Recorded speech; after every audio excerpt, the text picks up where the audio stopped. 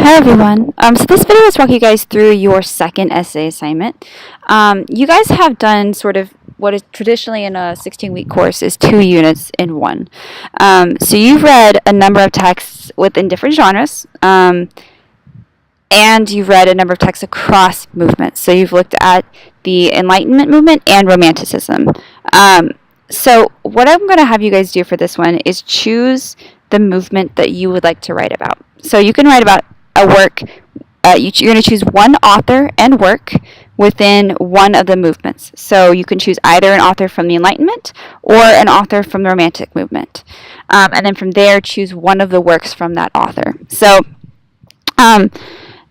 you are going to show how that author or work exhibit particular either Enlightenment or Romantic ideals. So the topic here is very broad, so I want you guys to pick what is most interesting to you, and then make sure that you clearly identify which elements are related to that movement and how does the text show or not show those specific elements. So you have a number of choices that you guys can do. You guys made choices within the unit about which ones of these you read, but overall these are all of the choices. So for Enlightenment we have Jefferson, Franklin, Abigail and or John Adams, Judith Sargent Murray, Phillis Wheatley, all of the female poets that I had you guys choose one of the choices to read. We also have Longfellow and we have Poe from the Romantic movement. So you are able to choose the author that is most interesting to you and the work that is most interesting to you. If you choose something like John or Abigail Adams, you could choose one of their letters, you could choose multiple letters. Same thing with the poets, you could choose one poem or you could choose a couple of poems. I would not do more than, say, 2. I think that's asking a lot in a 3-page paper to really go in depth in into more than 2 poems, but the choice is yours. So whichever you choose, you're going to have to draw on lots of solid evidence to support your claims. So again, pull in lots of quotes and passages and lines from the poetry or from the letters or the declaration, whatever it might be that you're choosing, or the short story. And then you need to have at least one scholarly source to support your claim. So this must be a source from the TCC database. So as you make your decision, I would suggest that you look in the TCC database, see what's available on what you potentially want to write about. If you can't find a whole lot, I would choose someone else or choose a different work. So your essay needs to be 3 to 4 pages in length and is due on Sunday, February 17th at midnight. Same thing as always, your pages, that means you must have 3 pages down to the bottom at minimum. You can always write more, you can't write less.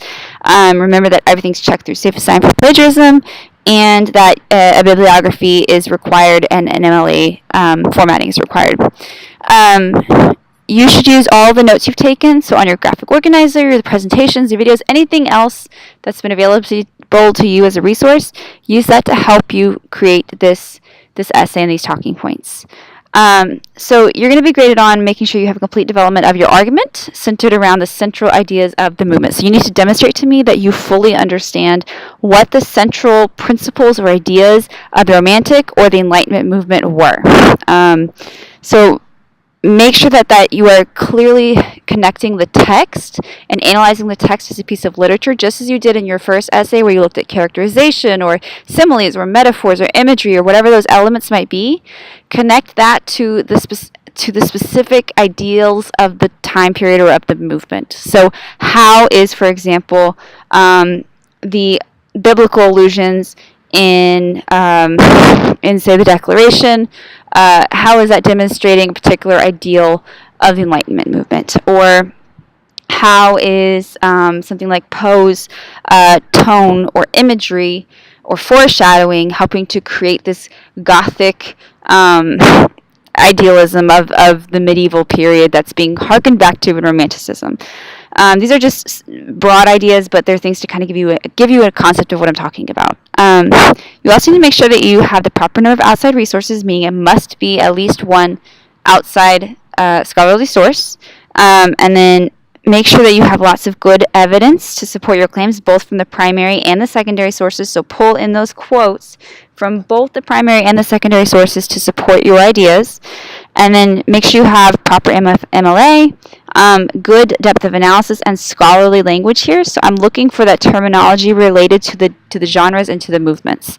So if you're talking about poetry, be pulling in that poetic language. If you're talking about the Romantic movement, be pulling in those specific ideals of the Romanticism. And then make sure you have a complete essay structure: intro, main ideas, evidence, thesis, conclusion, and the full development of those main ideas. So again, this is nice and broad, so you guys can talk about what is of interest to you, and the movement that's most interesting to you, and the author that's most interesting to you. If you have questions, let me know, but otherwise you guys should do a really good job.